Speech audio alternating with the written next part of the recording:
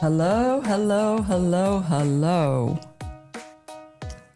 And welcome back to Psychology on the Dance Floor, where we explore how rhythm, movement, and community shape the mind, body, and spirit. This space is where neuroscience meets psychology, and where that meets culture and where healing begins. Although we are not here to psychoanalyze or diagnose or treat any illnesses, we're simply having a friendly conversation. With that being shared, Psychology on the Dance Floor podcast is here to educate, inspire, and build understanding about what is exactly happening in the mind, body, and spirit while dancing. Tonight, we're talking about a touchy topic, and that is why competition shows up on the dance floor. Hello, everybody. How are you doing? I hope everything's good. How are you doing in this snow? Oh, my heaven. Did we get some snow last weekend? Wow. Hope everybody's doing good. And I'm sure people that want to line dance are probably going through it right about now. And that is, you can't get out there and dance. Well, you probably could dance in the snow. You probably could do that. But, I don't know. Checking my Facebook page here and all. Hoping that I am going on, hey, Audrey. Hoping I'm on YouTube and Facebook. But it's just so much to handle here. So it's good seeing old people that I know, old friends and everything, just trying to do my thing, my God-given purpose. So we're going to get right into it. And we're talking why there's competition on the dance floor. Well, you know when or how you feel when your favorite song plays and you're ready to have fun. I know how I feel. My favorite song is Baltimore Goodfoot. And when that song comes on, I'm getting it in. I am going over the top. I want to enjoy myself because I love gospel music. Or maybe you find yourself wanting to be the best of the room, or you find yourself dancing next to Paula. Oh my God, Paula, why you gotta be so over the top? Why can't you just dance calmly? I'm telling you. And to get the most compliments or to provide something with every move you make, I tell you, where does that come from? Where does it come from? Thank you, Audrey. That's so nice of you. Where does it come from? Where does it come from? Well, it's not bad. It isn't all that great either. Is it good? Is it bad? Not really. And most importantly, how do we work with competition so it doesn't steal our joy? Think about that for a minute. Why our brains are wired to compare. How competition is shaped by culture, history, and social media. We're going to talk about the different competitive personalities that show up on the dance floor and how to transform competitive energy into growth, confidence, and community instead of stress and drama. Okay, everybody, let's just take a deep breath, roll our shoulders back, and let's get ready to step into it. Let's start with something simple and very human. And that happens to be comparison. Our brains are wired to constantly ask, where do I stand? Am I safe? Do I belong? We do this with money, how we look, the positions with the jobs we have, and etc. When you walk into space, whether it's a club or class, a barroom or a cookout, the brain starts scanning the room. Start scanning the room. Who looks confident? Who's getting the attention? Who seems like the alpha and the diva in the room? There's a term called social comparison. It simply means we evaluate ourselves by looking at other people. That's a human response. We compare in two different ways. There's an upward comparison and downward comparison. Upward comparison is comparing ourselves to people we see as better than, or a better dancer, a more flexible, toned, muscular body. The person who seems to pick up that choreographed routine with no effort. And then there's downward comparison where we're comparing ourselves to people we see as worse than, or the person that's offbeat, or the one with the two left feet. Now, why we always notice the person with the two left feet, I want to know. But we do. And both of this feeds competition. For example, upward comparison can sound like they're killing that dance. I need to step up my game, or I'll never be as good as they are. So why am I even here? Why am I trying? And downward comparison can sound like, at least I'm better than they are. Or I need to hold my spot as the best one in my class. Instructors, I'm sure you see that a lot.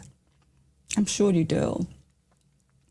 So before we even talk about ego or culture, we need to acknowledge that competition often starts with a normal human process. Yep, back to our nervous system. We talk about that in the first episode. Tracking where we are in the social hierarchy to feel safe. And here's the important part. Competition itself is not the enemy. No, it isn't. It's what we do with it that makes it kind of bad. We can turn comparison into inspiration, community, and growth, or into shame, anxiety, or rivalry. Now, I know you are not traveling all the way on the East Coast and all the way to the West Coast and Midwest and down South for rivalry. We're supposed to be a family, right? I want to think back to a recent time on the dance floor where you actually caught yourself comparing. Let's just think back for a minute. Who were you comparing yourself to? Did that comparison energize you or did it shut you down? But just notice that for now. We'll come back to that. This just do a little bit of self-reflection, which we don't do often. Now, let's just take it a little bit deeper. Let's talk about the ego and identity. For a lot of us, dance is not just an activity. It's a part of who we are. I am soul line dancing. That's my middle name, man. I can't live without soul line dancing. You know, you will refer yourself as, I'm the dancer in my family and in my group. I'm the one who always knows the latest line dance. I'm the one people watch. And on the flip side, I'm the one who can't dance. That happens to all of us. So when we step out on the dance floor, our identity is on the line. I don't know. I don't understand why that is. Why is your identity on the line when you line dance? Competition often emerges when dance becomes the place where we have to prove our worth. The inner narrative sounds like this. If I dance well, I'm valuable, lovable, and respected. If I mess up, people will see me as a fraud. I don't know what I'm doing. And if I'm not the best, I just want to disappear. That's a lot to put on yourself for a 3 to 5 minute song, or maybe 10 minutes at the most. I thought soul line dancing was for, as everyone is saying, therapy, mind, body, wellness. Soul line dancing is my therapy. But in psychology, we talk about ego as part of us that wants to protect our self-image. It's just natural. The ego isn't bad. It's trying to keep us safe. But an overprotective ego can turn a joyful dance into a battleground. Oh my God. You might recognize some of these ego-driven roles. The provider, the prover. The prover, we get there soon. The prover, let's start there first. I need everyone to see how good I am. The defender. I can't let these new dancers take my spot. The perfectionist. If I can't do it flawlessly, it doesn't count. And the hider. I'll only dance in the back where no one can see me, so I can't fail. There's a competitor underneath all of these, either with others or with an impossible standard in your mind. My goodness, you have a standard in your mind while you're line dancing? When you're on that floor, letting stress flow off of you and enjoying the moment and enjoying the music and everything, but yet you're holding a standard for yourself while you're on that dance floor? Here's another reflection question to ask. When I walk out on the dance floor, what am I secretly trying to prove or protect about myself? Something to think about. That's something to think about. Now, let's talk about social media. Oh boy, the green-eyed monster. We're on social media right now. Social media runs the show. We live in a world that monetizes attention.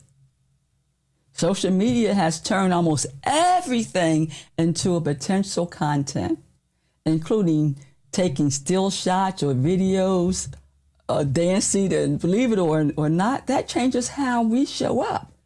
That changes how we dance. I mean, you're thinking about how would this look on Facebook, YouTube, or Instagram? Is this TikTok worthy? I'm thinking, oh my God, I'm on social media live. I'm live. People looking, okay, what is she going to do wrong? What mistakes is she going to make? Looking. It's so funny. It really is funny. It is funny. But it's something that you should ask yourself. That'll make your environment less aggressive and everything. When every dance might be a clip, we slip into performance. And where there's performance, there's always competition. On top of that, some dancers just built their competitions on battles. We all know what a battle is. Contests, showcases, auditions. These are beautiful, structured, competitive ways that promote growth and discipline. The challenge is when the competitive mind bleeds into every content of the family barbecue cookout. You're making that a stage too. The beginner class becomes a ranking system. The dance floor becomes a silent contest over who knows the most routines. And then there's culture history. Cultural history. Our people, we love to do our social dance. We love playful battles, call and response, show out. Come on now. Where's the spades game? Where's the pinochle game? Yo, where is that? Lord, don't get your head rubbed. Oh, trash is going to be talked in, boy. They're going to talk you into the ground. That can be joyful, communal, and affirming. When it's grounded in respect, it turns competitive energy into collective hype. But these same patterns can flip-flop when people are disconnected from what has actually happened. When play becomes humiliation. When lifting yourself up means tearing someone else down. When showing out becomes I'm the only one who really belongs here. Like, wow. Oh my goodness. I'm going to have to hold on for a second. I have a caller. Hello, caller. Hello, Dr. Paula. This is Beth. Hey, Beth. You have a question? Yes, I do. I was just, I had a situation where I saw a situation. I go out dancing a lot. Yeah. Line dancing, and me and a friend was out. We went to a line dance event. Yeah. And we wore the T-shirt from that particular line dance event, even though we go to other classes. Right. And I happened to kind of turned away from my friend, and then I heard a woman said, traitor, to my friend. And I turned and looked, it was another instructor from another class. What? Yes. And I really felt bad for my friend, but I lost respect for the instructor. Oh, wow. Yeah, and so I really not support that particular instructor. Mm-hmm. I thought that was an embarrassment. I don't know whether or not she thought I heard them, but she was loud and traitor because we had on a different type of T-shirts from another class. So I guess my question is, why is that so much friction or an issue with line dancers attending other instructor classes? Okay, I'm going to answer your call. I'm going to hang up now, but I hope that you're just listening, and I'm going to answer your question. Thank you for calling. Okay, and thank you. Keep the good work up. Okay, thank you. Bye-bye. Now that's a valid question that caller just asked. Wow, that's really something. I'm sorry that caller went through that. So many students go through that a lot with their instructors, and instructors just have resistance to students attending other classes. It's usually about attachment, vulnerability, unspoken fear. Teaching in public every week exposes instructors to constant comparison. And not everyone has coping skills to process vulnerability. I mean, for many instructors, especially those without formal institutional backing, and by that I mean being a private contractor, and so you might have a grant or something that the organization will pay you and all, but the primary source is self-worth, authority, and affirmation. If an instructor struggles with self-worth, students attending other classes can activate fear. And the instructor may think I'm not good enough, or they're replacing me. All that time I spent teaching you that dance, you would go to another class. And perfectionistic instructors may interpret students seeking variety as criticism. If I was teaching better, maybe they wouldn't need anyone else. When student cross-training, I studied different genres of dancing, went to different institutions to learn dance and all, and went to instructors to learn. They often bring in new steps and expectations or questions, which can feel destabilizing to instructors who prefer a familiar, predictable class. Rather than processing these emotions internally, these feelings can show up externally as rules and guilt. There's nothing wrong with students branching out. Instructors, there's nothing wrong with your students going to other classes. These are adult people. Just because they go to another class doesn't mean that they're not loyal to you. They may want to dance every day of the week. Are you teaching every day of the week? Don't you need a break for self-care? Some instructors experience students as an extension of their identity. My dancers, my floor, I was a part. Hey, Kenya, my daughter-in-law, thank you for tuning in. I was a part of a dance group called the Day Bush Dancers. Okay, that tells you right now who I belong to. Day Bush. And when we went out, we would come together and we would be a group with Day Bush. And it's my style, so going elsewhere feels like disloyalty and betrayal. Choreography and playlists feels like a personal intellectual property. When dancers carry those dances into other places, instructors may feel like, you just copied my dance, and I feel erased, and I feel used, and without getting credit.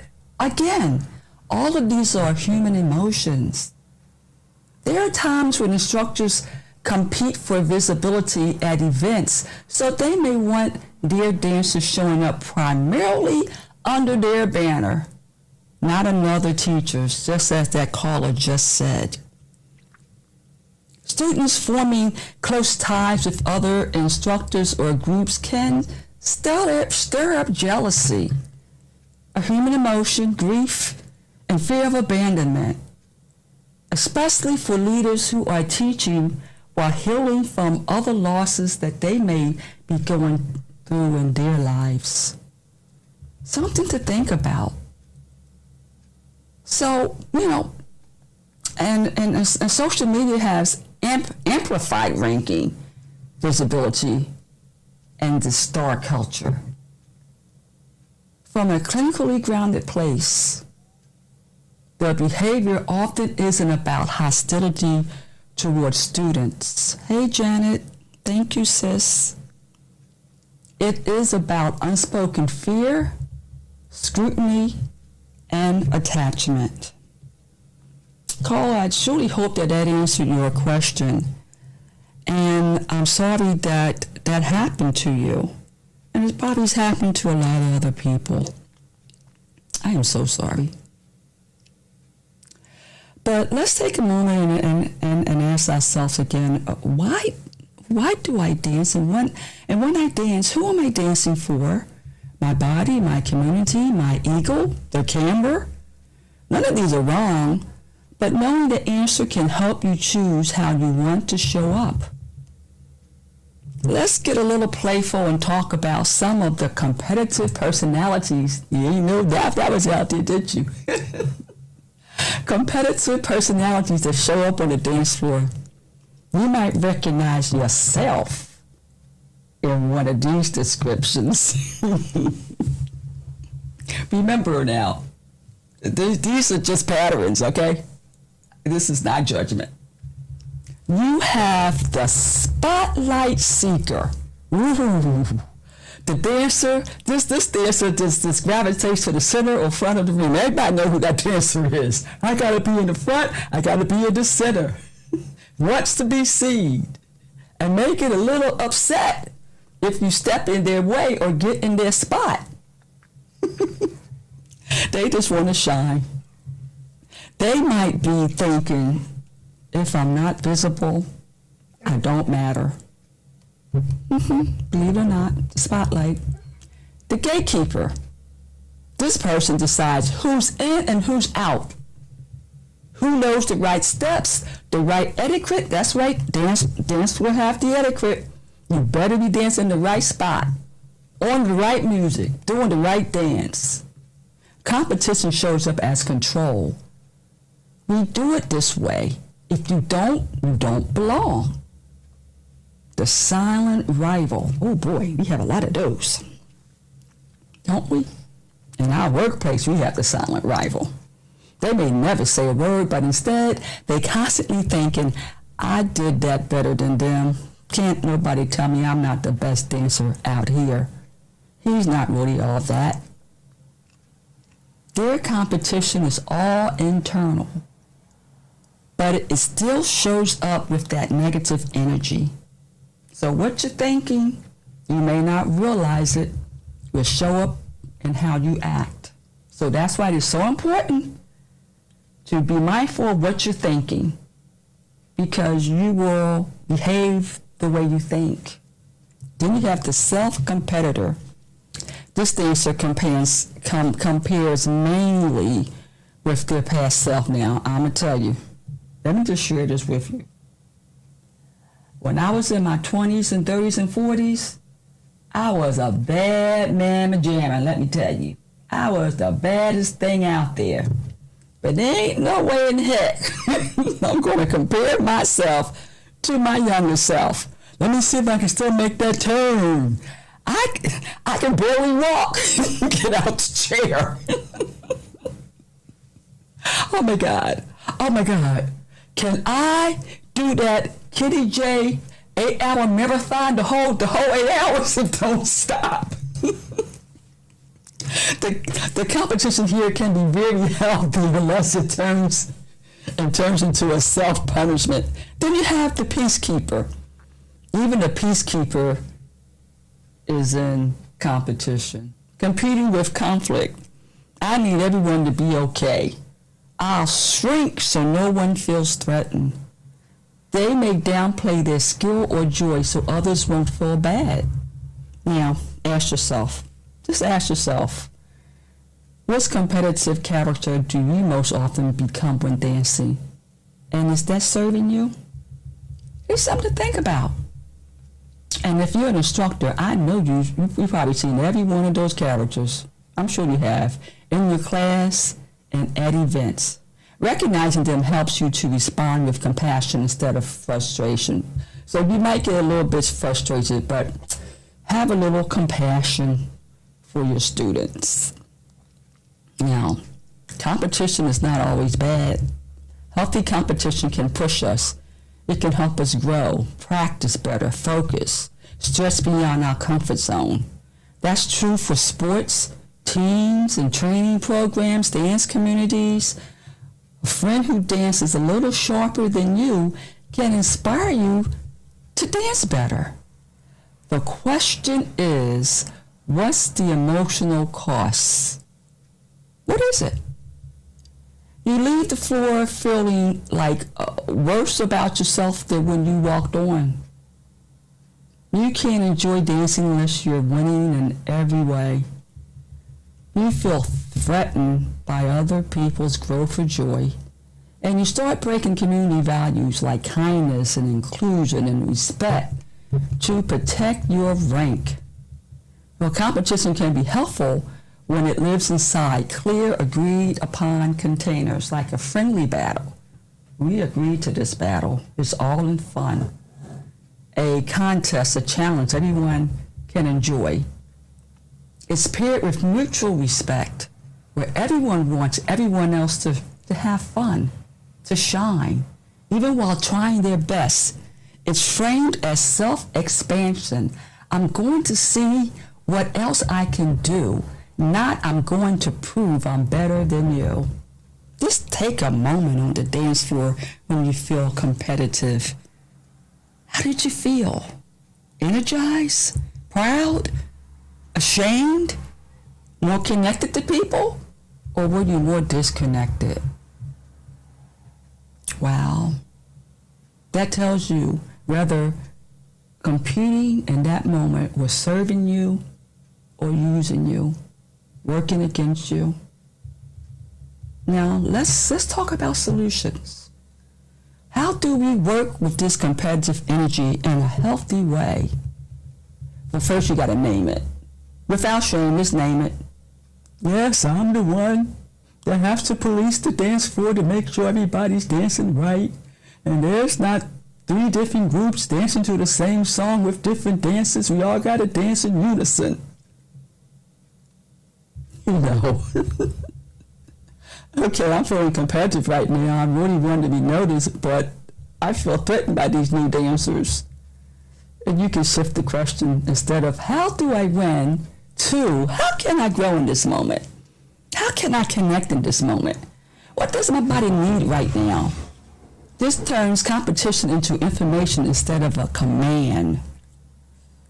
You know, if someone is dancing at a level you admire, you might want to say, they're proof that I can get this too. Oh, listen to this. I have a message here from Penny. This is a long one. Hi, Paula. This is Penny. I love line dancing. However, when I go to a line dance class, I pay what the instructor charges for their class. And because I may attend the class, more that doesn't mean I have to be loyal to you. I'm loyal to myself. Note, you pay, you dance, and then you go home. Stay loyal to yourself. Have fun. Make mistakes. And this is a long one. Make mistakes and laugh at yourself. Thank you, Penny. I appreciate that. And right, laugh at yourself. You know how many times I was on a dance floor dancing and I made a mistake? All I can do is laugh. I'm not going to try to be perfect, although I do, but I just laugh and have a good time. Laugh at myself. Laugh at myself. You know, and if you're a more advanced dancer, which I consider myself to be one, you can actively de-weaponize your skill. Smile, encourage, invite, share. You can be a lighthouse, you know, like ask, why am I here on this floor? Am I here to heal? Am I here to find joy, to move my body, to connect with my community? When your why is clear, it's easier to notice when competition is dragging you away from it. And as leaders, you got to set the tone. If you're teaching or hosting, you can build non-competitive culture by celebrating effort and growth, not just excellence. Normalizing mistakes, rotating lines and a spot so that the front is in a fixed hierarchy of the same people. And naming the values of the space. We're here for each other. We're here to support each other. You know. So this is not an audition. This is a space for healing. That kind of language kind of disarms competitive anxiety before it even starts. So, in closing, we're going to have a guided imagery, like a reflection, before we close. I want to offer a short reflection you can use before you dance, whether you're headed to class, an event, a pop-up, or just dancing in your living room. Let's just take a deep breath. In and out. Imagine you're about to step on the dance floor. Notice the first thought that pops up. I hope I remember the steps. I hope I look good. I hope I don't stand out. Just noticing, not judging. Now ask yourself quietly, what am I trying to prove or protect about myself when I dance? What would it feel like to dance without needing to prove anything? Not being better than or less than, just me in the present moment, the here and now. What do I want to be to other dancers? A rival? A judge? A gatekeeper? Or do I want to be an encourager or a mirror? Let an image or a word arise that captures how you want to show up on the dance floor this week or next week. Maybe it's free, maybe it's grounded, maybe it's kind, maybe it's powerful. Hold that word in your chest. I want to just feel relaxed. I just want the music to move through me. I want to enjoy the movement. So the next time you feel that competitive squeeze, that urge to prove or to shrink, come back to this word and let it guide how you stand, how you step, how you look at the people around you. Take one more breath in and out.